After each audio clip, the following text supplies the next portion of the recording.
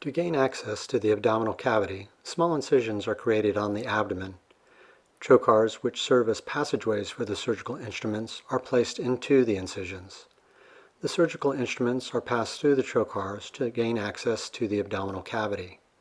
The surgeon examines the abdominal cavity using a laparoscope or video camera. The average human stomach can expand to hold approximately 1 to 1.5 liters of food. During a duodenal switch, a thin vertical sleeve is created by using a stapling device. This sleeve will typically hold between 50 and 150 cc's, or is about the size of a small banana.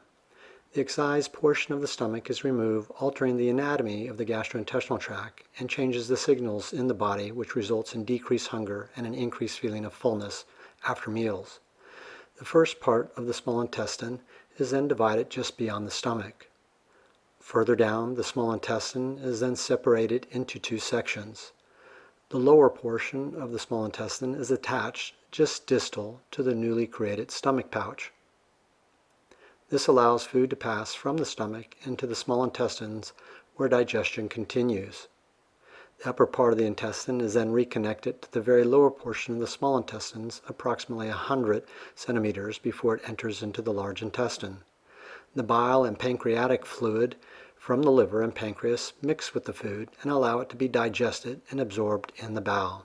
By decreasing the length of the absorptive surface of the small intestine, fewer calories are absorbed, which will help promote weight loss, along with the decreased intake from the smaller stomach pouch.